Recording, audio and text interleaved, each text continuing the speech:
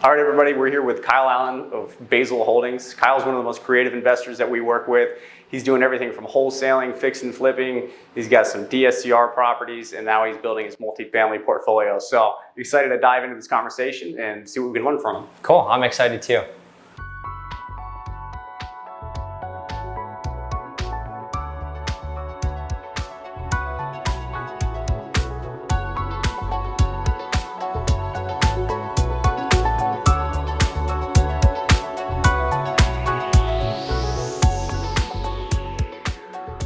So Kyle, introduce your company. I know you've got Basil Holdings, which is what you acquire properties in, but you also have a wholesale company as well. Yeah. So kind of explain from a high level what it is that you and your partners do. Yeah, of course. So we're here right now in a four-plex. So this is actually one that we're going to keep as a rental property. But we do a couple different things. So we wholesale real estate, which obviously helps to get quick cash today. We fix and flip real estate, which is kind of like a short-term kind of like position, 3 to 6 months. We're usually exiting out of those properties, going in and out. And obviously the good ones we try to keep ourselves if we can make more money on them. And then the ones that we look for like legacy-wise, as far as bringing in rental income and also helping us to retire, which is one of properties like this. So we do kind of a lot of different things, but really it just comes back to sourcing deals and then figuring out what's the best exit strategy with it. If it's, hey, get rid of it quick, make a quick 10, 15, 20 grand, or hey, do we take it down, put money into it and, obviously are susceptible to risk with the market and all that good stuff. And make maybe a little bit more if everything goes well, or hey, do we keep it as a rental property because the numbers work on that side? Beautiful. So yeah, and obviously you're a young guy, so I'm excited for this conversation because you've had a lot of success in a short amount of time, and you're one of Capital Fund's best borrowers, and so Thank you. Excited to hear how you've done it. So to get things started, how did you get from what you were doing before and what was it that you were doing before to partnering up with Lucas and taking on these different revenue streams? Kind of started, what's the origin story? Yeah, so origin story, I was 16 years old, had a buddy that reached out to me that was like, hey, I got this job on the side that you can go pass out open house signs. So I was like, sure, I got my license, just got a car, and I was like, I could go make, usually about $200, $300 a weekend, just putting out signs. I was like, that's easy money. It's like, so I started doing that. I met Doug Hopkins. I don't know if you know who Doug is. Big in real estate. Yeah, exactly. As I say, he's all over TV and all that good stuff. So I met Doug Hopkins through one of those open houses that I did. So I met one of his acquisition guys, and it was a beautiful property. Like everything was flipped inside of it. So I was like, I wonder if they like bought this to like renovate and like are reselling it. Right. So that's kind of where I got my first like little bug of like, hey, like you can actually like fix and flip real estate and make good money at it. So long story short, I actually started passing out flyers for him because I was like, hey, like, if I could find a good deal, I could literally make $1,000 off of that like investment by just passing out flyers. Right. So super easy to get in there and kind of just do that process. So just started working with him. I went down to U of A and kind of was like, all right, well, I need to make money somehow. I'm in college, was kind of bored by, just the scene of like what was going on. And so I started basically that same company, but doing it myself, and met a lot of investors because they were like, hey, I just finished this project. They were willing to actually pay me for marketing dollars to go sell it. Nice. So instead of like just working with agents, I ended up working with a lot of investors, which then got me around wholesaling real estate. So I guess let's start talking about how you're actually putting these deals together. Yeah. Where you obviously are doing wholesaling yourself. I'm guessing not all of your deals are wholesale deals, or not all of them are sourced directly by you, or maybe they are. Yeah. So step one, how are you finding your deals? Yeah, so we use a lot of agents. So like agents are like the gateway to like pretty much like unlimited amounts of deals. So we looked at it like, I come from like the marketing background, I was helping out those people put out signs, and I kind of left out a story there. I did a lot of digital marketing. Okay. So I did a lot of ads for a lot of agents. So I already had this database built up that I was already selling to. Right. And the problem when I was going direct to seller, even though I was able to get bigger spreads on these deals, I would go buy your house and I would literally get one deal, and that one deal is dead. Right. So it's like, okay, there's no continuous business. And on the marketing side, I would go get a book of business and literally keep that book of business for 6, 12 months. So there's recurring revenue coming in. Gotcha. And I was like, this is super hard to scale a business without repeatable revenue that's coming into the company. So I was like, how do I build these B2B relationships to help them do more business, but also help me to do more business too. Yeah, so if you're sourcing lots of deals from B2B, from other wholesalers or from agents, in order for you to keep those relationships intact, you actually have to be able to close. Yeah. So if it's a deal that you don't want to do yourself, you need to be able to wholesale it to an investor that you have a relationship with, or if it's a deal that you want, you have to be able to close. Yep. So I guess it's a two-part question. First is on the deals that you're closing, obviously you've moved on from using mom and dad's money as a private investor.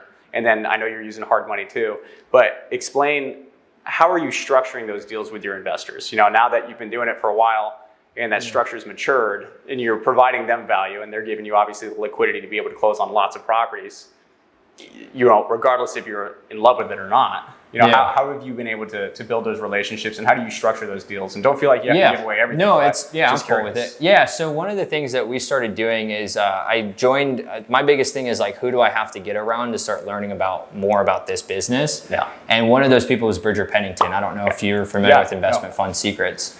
So I started subscribing to a lot of his stuff, joined his courses, his programs, and really started learning about how to put together structured private notes. Got it. So we figured a lot of people were a little bit more risk adverse. Mm-hmm. You know what I mean? Like if you look at your average investor, they don't want to be like, okay, well, like this one might work out or it might not work out, or it might be a super high return or a low return or whatever the situation is.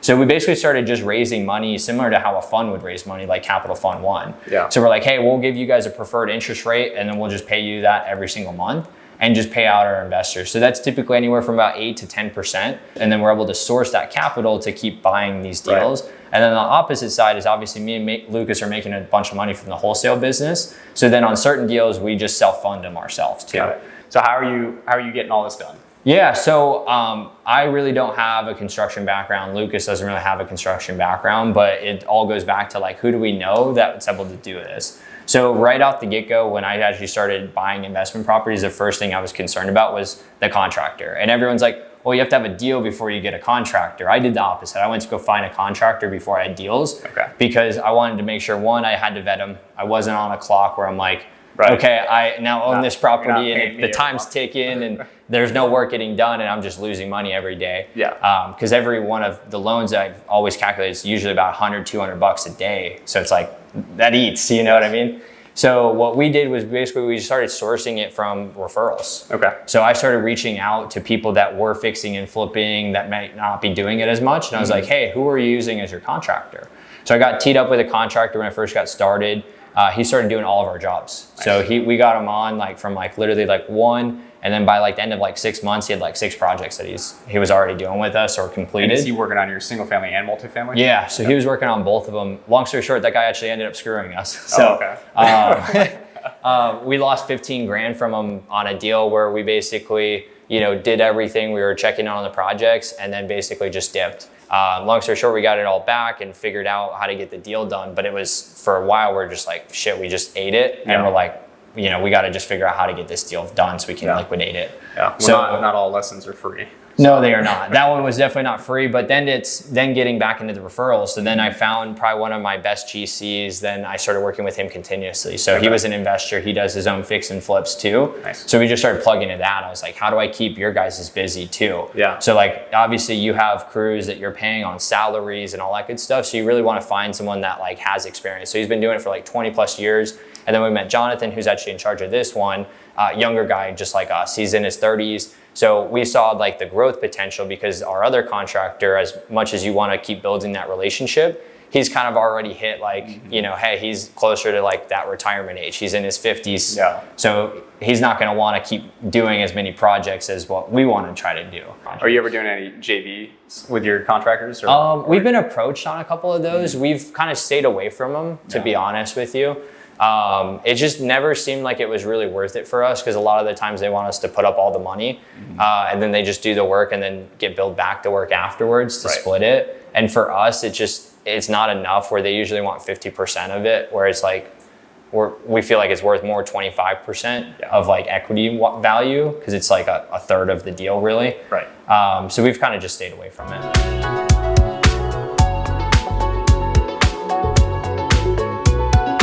Luckily, this was a four-plex, so we were able to move out of the unit where the air conditioning wasn't working. Yeah, definitely not. I'm like sweating still. I'm like, perfect. So we've covered a good deal of your strategy, your capital, how you're sourcing the deals, how you're taking them through and executing on them. So how do you decide then when you're done with your rehab, and I'm assuming the majority of the deals that you're holding on to are properties that you're renovating. So when you're done with the renovation, how do you decide on when you're going to hold it in cash flow? You're going to flip it. Do you decide that before you go into the project, or is that something where if you're presented with an opportunity after the renovation, you kind of make a decision then? Yeah, so we usually know like right out the get-go, like if we're going to hold on to it, keep it, flip it, that type of situation. Every now and then we ran into a thing where we're like, well, should we keep this one or should we not keep it? But for the most part, we're like right out the get-go, we're like, this is a wholesale deal. Yeah. You know what I mean? Like we're like, we got too many things going on or too many moving pieces, or don't necessarily have a lender in place yet for that one. Especially when you're dealing with so many deals going on at any given time, you want to make sure you're not overloading yourself, especially on the fix and flip side. Right. So what we do is we literally just go, okay, is it a buy and hold? And the only things that we're really looking to buy and hold are like four-plexes like this. Okay. So, or something a little bit bigger as far as on the multifamily side.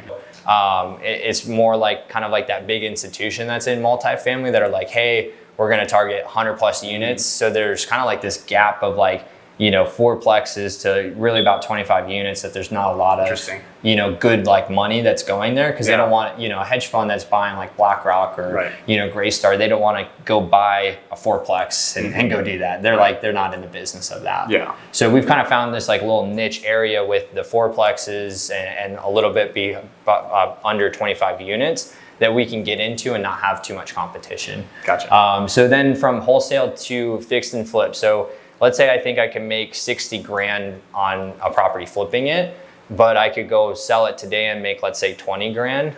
I always look at the math of how long it's going to take me to make the 60 grand. Okay. So if it takes me, let's say 6 months to make 60 grand, that's about 10 grand a month. Mm-hmm. Well, if I could go make 20 grand in 1 month, that's a lot better of a yield. And then also just like reduces the risk of going to buy that asset and then go take it all the way down too. Yeah. And then property management, what are you guys doing on your multifamily properties that you're keeping? Who's managing those? Yeah, so we have 33 units in total. So basically with all of those units, 22 of them are all government related. Oh, nice. So we actually don't have to manage those at all. We literally deal with one tenant that manages those properties by themselves. So luckily, as far as management side, we've been able to keep it all internal. And then kind of we have my girlfriend. Explain that a little bit. So basically the government contract, it's a behavioral wellness company. So basically what they do is they lease it and they get money from the government. Mm-hmm. They go have their tenants. So they deal, it's like a triple net lease essentially. So they deal with everything in the property. So really we're just paying the PITI on it. So we're not really, this, for example, would not be on there. Okay. We're actually talking to them about renting out these units from us too. Oh, really? Because it's just been a lucrative program for us where we don't have to go deal with 4 tenants. It's kind of like renting them out to Airbnb, but not having repeat people coming in and out of it. And also like this is not like a desirable area of like Phoenix. Right. So it's not like you're like walking distance from Old Town or you know what I mean? Yeah. So for this, it's like we can also have that same like flexibility as something like that, but not have to worry about the day-to-day maintenance on it and yield ourselves a little bit more than what we would typically get because I have to deal with all the expenses on here. So like, let's say the AC unit goes out, I have to go do that. But if the tenant obviously broke the AC unit or broke fridges or cabinets, they actually, we charge them for those and they get billed. So it's a little bit more of like an easier process on that. So we've just been self-managing them. Cool. And luckily there's a lot of like softwares and different programs out there right now where it's not, where I'm like, oh, I gotta go try to go get the check, or stuff like that. I'm like, hey, pay online. It's a portal. You can set up, automatic payments. Mm-hmm. And then once we start scaling up, we'll be like, hey, here's, a package of 50 rental units that we have. Go manage that and then hire someone internally. Yeah. Nice. So what's your emphasis when you're walking a property like this? What opportunities are you looking for? Not just this property in particular, although I'd like to hear your thought process, but just any property. I mean, is there something that is kind of your specialty, like that you can come in and you're looking for particular walls that you can knock down to open the floor plan? Yeah. What's your thought process? When you're walking a property? So when we're walking like a fix and flip, I mean, I'm really like looking for like just something that's safe, right? Like so-and-so just sold this property right next door. It's very similar layout, very like similar, like that's what I'm looking for more than I'm like inside of the house. Because every house is gonna have its little nuances, its weird things that like people like or don't like. So what we try to do is we try to focus on what is in the marketplace that has already proven itself and just duplicate it and rip it off. And then really just kind of like talking about like the area itself, like do we see potential for it? Do we maybe have someone that might be interested in buying it from us before we even finish it? Yeah. We've done that with a couple properties where we had a buyer lined up before we even finished the product. You're just looking, you're looking at your exit strategy more than anything. Yeah. Which makes a lot of sense, especially, you know, like we've said, doing these before, talking to other borrowers, when you're paying 10%, you know, every day, or I guess $100 to $200 a day, you know, how quickly can you get rid of it? And then really just trying to make sure that like we're buying it right too. Yeah. You know, I think that's kind of like where a lot of the money's at. It's like, you know, even today as like the inventory keeps rising, we keep seeing all this like this change in the marketplace. It's like, all right, what can we do that's going to separate us out from everyone else? And yeah, I can go spend a bunch of money marketing it, but it's really if I have a better quality product. Like a perfect example in here, like for just increasing the rents. Yeah, we could have left like a lot of these, like especially like some of them, we could have just skimped on a lot of it, not use the same cabinets that were from the 70s and got away with it, right? But we figured, okay, well that's going to attract a certain tenant that we don't really want to deal with. That's going to attract, you know, less rents that are not going to make us to get to that full exit price that we need to get to. Right. I guess we've been kind of talking around this property. Yeah. Let's go through some of the numbers. I mean, you think you bought this for, you said 505? Yeah, plus the 505. signing fee? Paid my in-house acquisition guy some money for it too as well. So we're in like right around 515. So this one we're going to be, I told you, a little bit over 100. It's going to probably be like 110 when we're all done. Originally had 97 on the budget for it. So we think that we could get a refi for right around like 675 to 700 on this is what we can get it appraised for.